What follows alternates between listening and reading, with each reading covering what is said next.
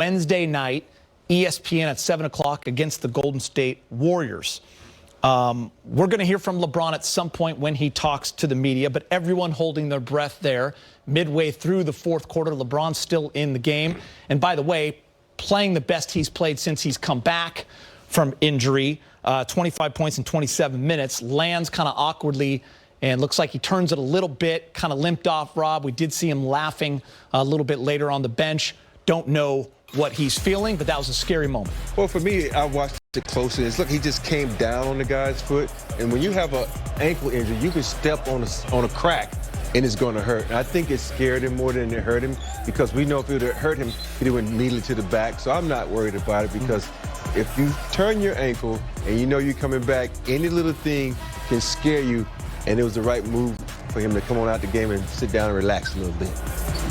Yeah, I mean, the one thing we all talked about is going into the playoffs healthy. So I think any little thing that happens to LeBron or AD or any of the Lakers for that matter, you know, everyone's getting a little bit afraid and scared, like Rob said, a little hyper because we've had so many injuries this year and so many guys out. So, you know, I was wondering how much longer you're going to keep him in there. I was thinking, you know, meaningless game, get them out. They've already got enough reps. But they are getting good reps, and you can see that it's beneficial to them, just getting, you know, acclimated with one another again. LeBron, you know, distributing the ball, getting his groove on, finding his rhythm again. So they need the reps, but you don't want to see any kind of, you know, minor, you know, sprain or anything like that. And that's where the Lakers were in a tough position, Rob, because they need minutes on the floor together. They need to get the wind back up. They're getting good reps, as James said. But, yeah, of course, you can't live in fear of what might happen, but then just that scare right there will kind of put you back in reality. Yeah, I think a lot of times we as fans always like, oh, my goodness, you know, we can't get him hurt. And James and I can attest to this. We played. We never worried about injury, because when you worry about injury, that's when it happens. Is when it happens. So I think it was more important for them to get the guys out there, get them in a rhythm, because if you sit back and say, oh, we're going to hold you back, that adds on more rust. So I don't think, you know, as a player, they were worried about getting injured, because you play the game. You can't play in fear. When you play in fear, you get in trouble. So that's how the game is played. And so I think we at home, we're more cautious than the players are. Yeah, chances of you missing that last step at home is probably higher than, you know, spraining something on the court. So it can happen anywhere, on the sidewalk or in a game. So we just kind of over-worry because we've had so many. Well, what did you like that you saw from him tonight? I like the fact that he was able to sustain his stamina. He was able to, you know, play the game, get other guys involved, especially Drummond. You know, acrobatic moves, you know, sidestepping and then getting around people, exploding off of his legs. You know, that's what I like, the defensive sprint after he got a steal. You know, you want to see 100%. And tonight he looked like he was all there. All right, let's go back to New Orleans. Andre Drummond is standing by with Mike Trudell. All right, Andre, so now we know what's going to happen, right? It's the play-in game against Golden State. You will host it at Staples Center on Wednesday evening. What is your initial thought on how everything played out going into this one? I think we look good, you know, being our third time being on the court together. I think we look really good. There's some things we need to work on, so I guess this play-in game will be something we can use to, you know, get ourselves going for what's next. Yeah, what did you notice most about playing alongside LeBron in AD, in especially these last two starts, these two back-to-back contests? My job has become very easy. You know, they make my job very easy, and I make their job very easy. You know, I think when we build that chemistry, it's going to be a very, very scary thing for what's to come. Offensively, you know, once we spread the floor, you know, we click on all cylinders. Everybody has a chance to touch the ball. There's nobody's clogging the paint. Defensively, we're flying around. We're able to switch 1 through 5. So once we get that chemistry, it's, you know, it's nightmares. Andre, LeBron did look to just tweak, or we don't know yet. We'll have to find out the ankle. He stayed on the court. I suppose that was good to see. We got a smile there. He did look good physically. Before that, did you get any sense of how he was feeling on the court? Yeah, he looked good. He looked good. I mean, obviously his play showed. He had 25 points, 6 assists, 3 steals. So he's all over the place on the stat line. On the floor, he looked comfortable. Obviously, it's his, I think his 5th or 6th game back. So, you know, there's a little bit of rust, but he'll be fine.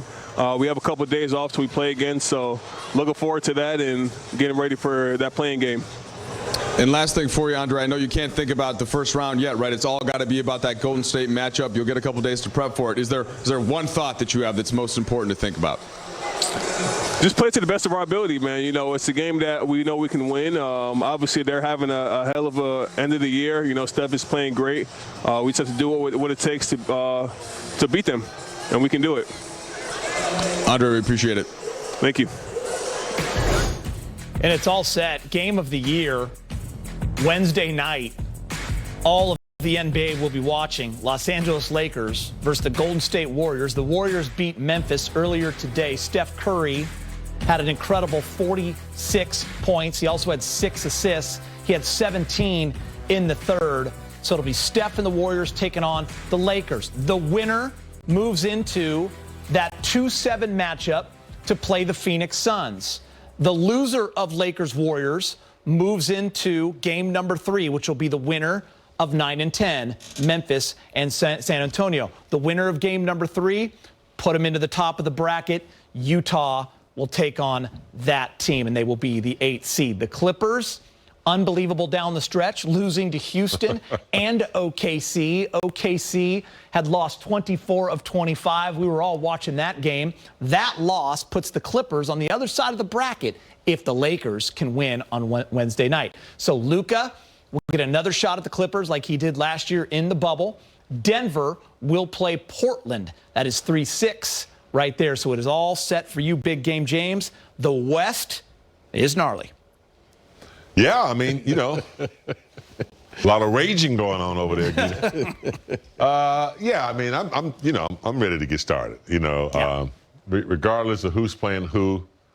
You know, I do look at Dallas and Clippers. You know, Luka Doncic. You know, he's a superstar player. They're not ready yet, Big Game. Superstar player. The Denver, Portland, without Murray. That's going to be interesting to see. You know, but yeah. Let's get this game Wednesday and get a few days off. Yeah, that's the thing. I mean, you lose Wednesday, all of a sudden you're looking at the top of the bracket, and you're also playing in a do-or-die game on Friday. Rob, what are you looking at that bracket and thinking right now?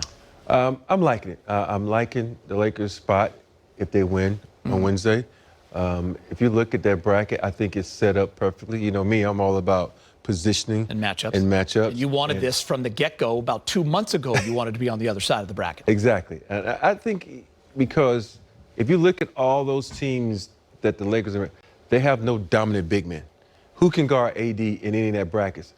Nobody. So that's why I look at. And then if you on the flip side of that, who in there can guard? Oh yeah, you get on the train and you're gonna get left. And you know it's here. You know everyone talked about. They didn't like it. LeBron didn't like it. But the more and more we've talked about it the last week, the more exciting it's gotten, the more curious everyone has gotten about it. So here it is. And you know, people are going to be one of the most watched games on Wednesday. So yeah, this is where now, no matter who you play, this is where your Lakers bread and butter, your defense comes back. You're getting LeBron, you're getting AD, you're getting the band back together. You're getting everybody back together. But your emphasis now, especially at the guard position, has to be lockdown defense the way they started the season. They get back to that. And I think, you know, you get your bench back. You're getting a normal starting team back now. Now everybody goes back to their original roles. And that's when the bench was kicking it. So I hope they can get back to that, get some time to prep for that. Got good news. What's that? You know what it is? LeBron's ready? Well, he's not, but the other guy is. Who's the other guy? Mark AD. Gasol? Oh, AD? Can I get an amen? Amen. All right, AD, speaking with Mike in the media. Hey, Anthony. So now you know you play Golden State on Wednesday in the first playing game for the right to go ahead and face Phoenix. What are your initial thoughts on how all that played out? We control what we can control. I mean, we won the last 5. Did everything we could to put ourselves in a position to be 6 towards the end of the season. It was really relying on Portland to lose the game. They did what they had to do. So we're 6, we're 7th, and we're gonna face Golden State and do everything we can to win that game to head into to be the 7th seed in the playoffs. It looked like you guys are getting healthy just in time. Obviously, we'll ask Frank and LeBron about his ankle there late. But what did you see? What did you see from him and just the team kind of coming together and trying to find some rhythm here right before the play-in starts? Yeah, that's what it's about, just finding rhythm. These last 2 games was getting everyone healthy, getting everyone on the floor. Duz got his appearance. We was missing him out of the big 3. So, he got healthy, got some time, and but it was about all of us getting healthy and finding our rhythm again as a team, get a chance to, see what it looks like on the floor on both ends. We haven't seen that since the beginning of the seasons. So it was great, for us to go out there and get that rhythm. Good for Bron to, start to find himself these past couple games, heading to the playoffs. And we feel good. We feel confident about our team. Hey, Dan Wikey, please. Hey, Eddie, kind of 2 questions. One, it doesn't sound like you're too worried about LeBron's ankle. Are you, I guess, worried about it? If he's worried, then I'm worried. Like I said, I tweaked mine too when I called the timeout, but I'm not sure how bad he did it, if it felt good. I mean, he was up walking around afterwards, so I don't know the status of it or how the ankle feel, but I'm pretty sure, being playoff time, he's going to be fine. And then kind of a bigger picture question. I mean, when you look at sort of this regular season as a whole, thinking back to kind of finding out that it was going to happen in December instead of end of January, and kind of how do you view it? Was this a successful regular season for this team? Are you happy with where this team is today heading into the postseason? We're not happy where we are. We know we could be better. Injuries took a toll on us this season. Me and LeBron missing a lot of games this year. So with our injuries, when we're healthy, we saw where we can be. When we're not healthy, this is the position that we're in. So we won't call it successful until we raise a banner. But we're in a position to do something special, no matter what seed we're in. It's only unsuccessful if we don't win it all. That's how I view every year that I've been in the league. You can be first in the league, first in the West, whatever, first in the East. If you don't win it all, you didn't accomplish your main goal. And that's what I look at as an unsuccessful season. Dave McMenamin, please. 82 weeks ago to the day, you lost to Toronto. You had a tough game. LeBron didn't even finish the game because of his ankle, and some frustration was shared with us. What was this final stretch done for you guys as a group to get you in a better place than you were heading into the postseason? I think Coach told us after that game, he said, stay together. Just imagine where we'll be in 2 weeks. And like you said, it's been 2 weeks to the day. So we're a much better team. We're a much healthier team, which is most important. We finding our rhythm on both ends of the floor. And we're in a position to, be the 7th seed. And, after the game against Golden State, if we win that one, then have a chance to go into the playoffs and make some noise. So like I said, we're not in a position that we want to be, but we're definitely in a better position than we were 2 weeks ago.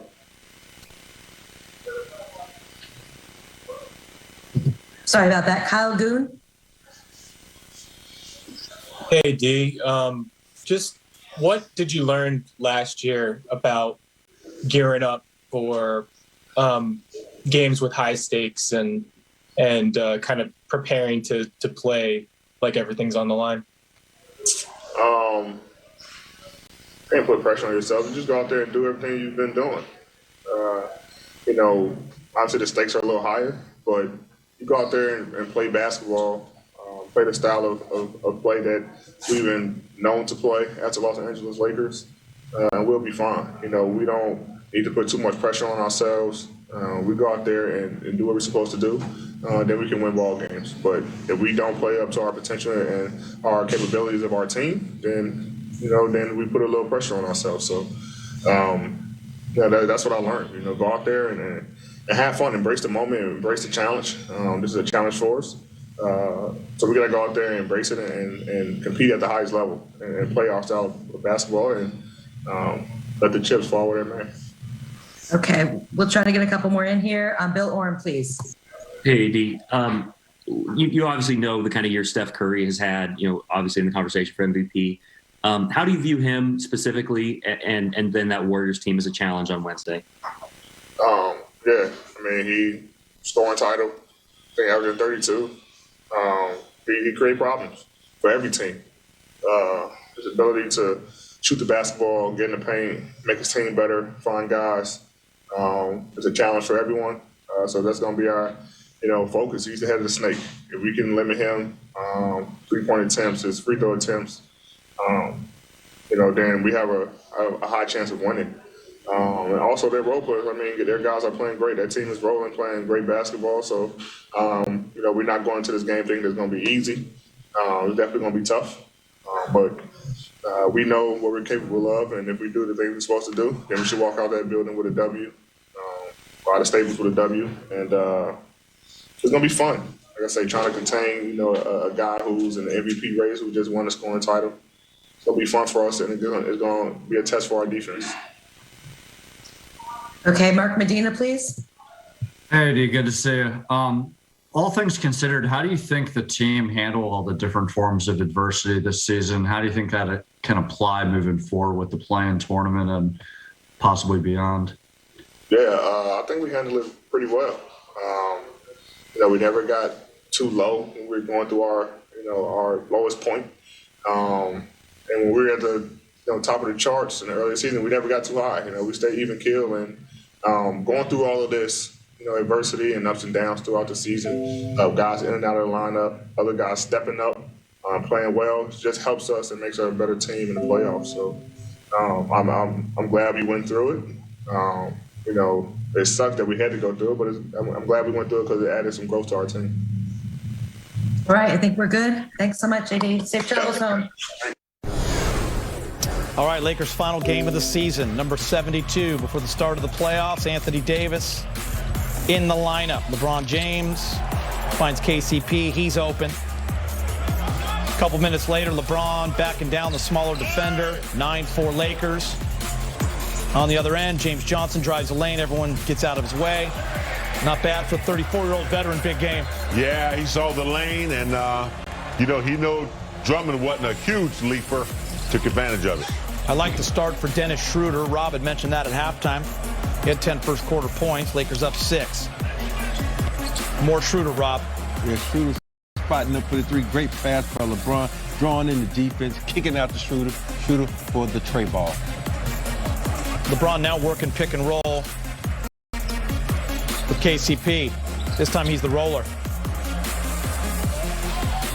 8 first quarter points for LeBron.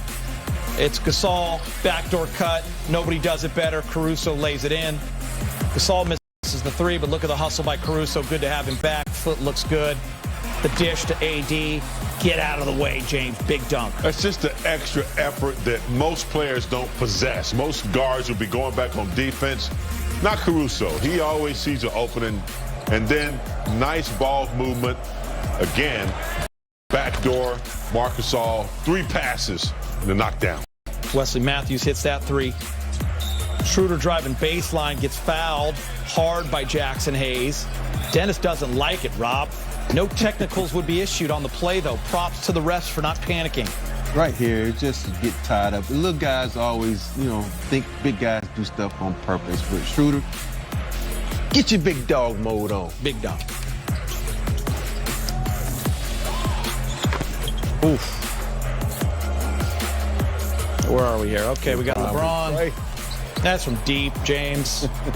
Yeah, he's just measuring you at this point. If you're just standing there with your arms down, you know what Mark Jackson say, hand down, man down.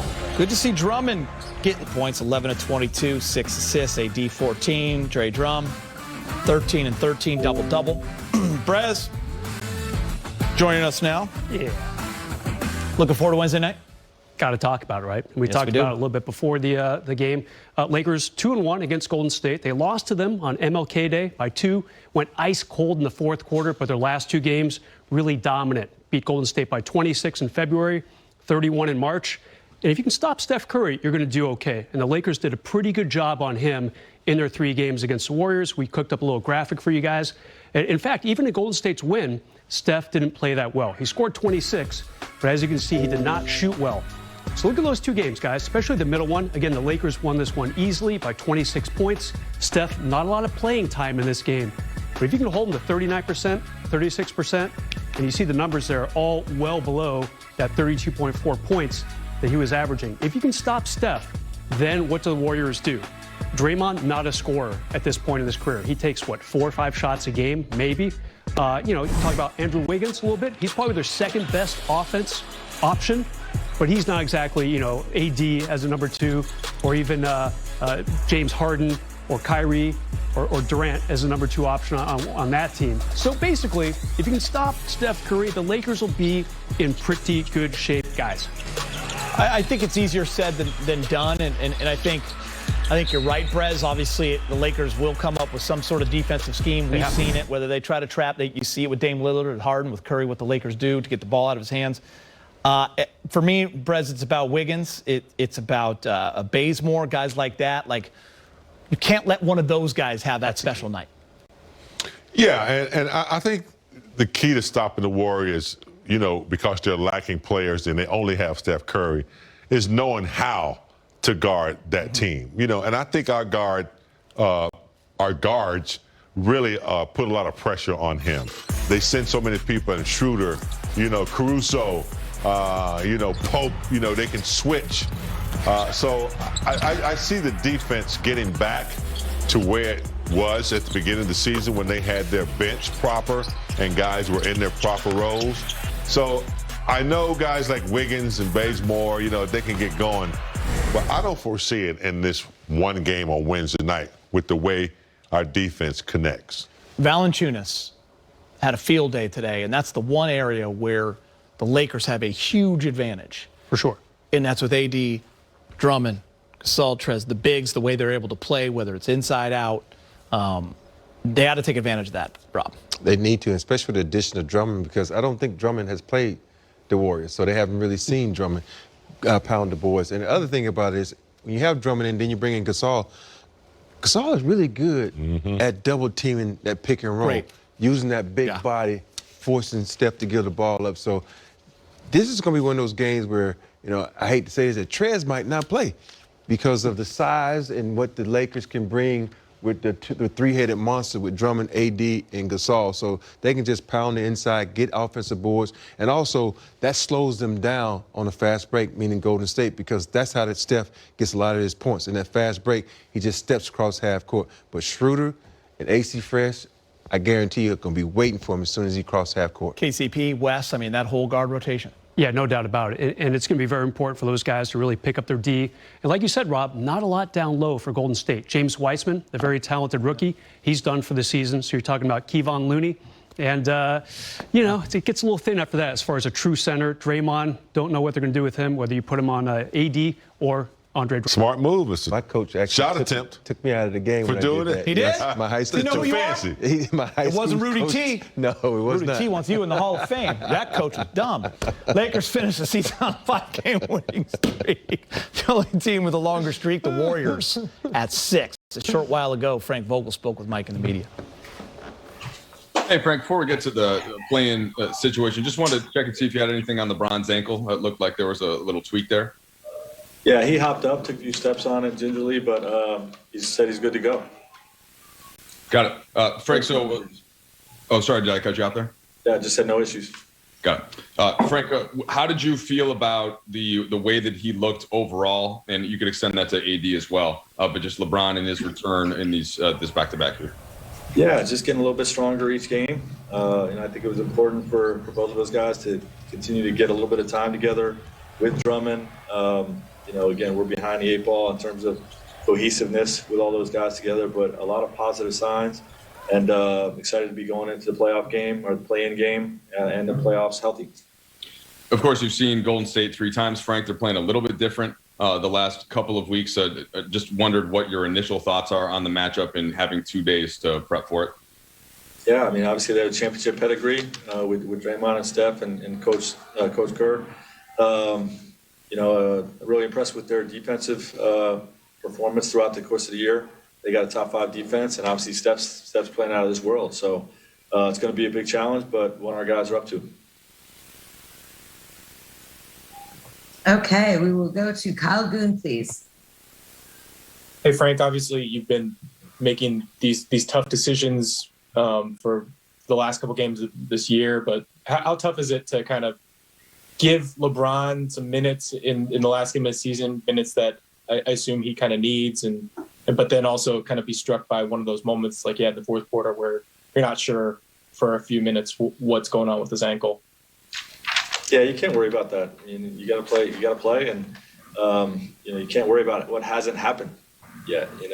Guys need to get in rhythm and have the ability to play well once the playoffs come around. So it's always a balance between making sure guys are healthy and making sure that they're in rhythm and finding that cohesiveness. And I was happy with striking that balance the right way tonight. Excited about where we're at going into the playoffs. We got Warriors Grizz. Winner of this game is the 8th seed, losers the 9. Steph Curry on fire in the third quarter. He had 17 in the third. Stop and pop and beat, splash, catch, pump, fake, sidestep, cash money, catch and shoot from literally the Chase logo, Rob.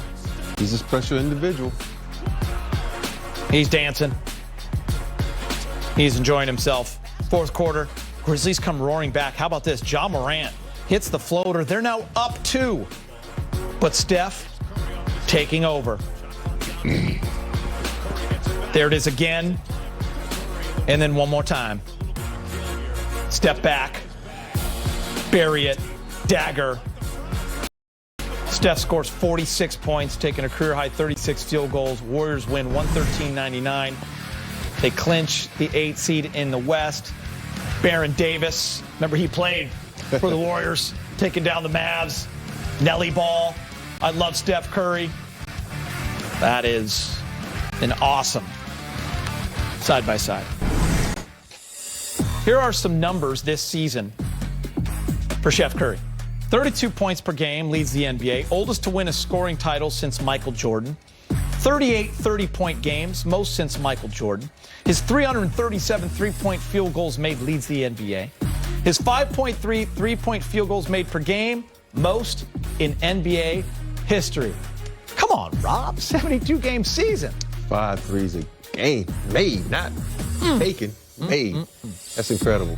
More to come on Access.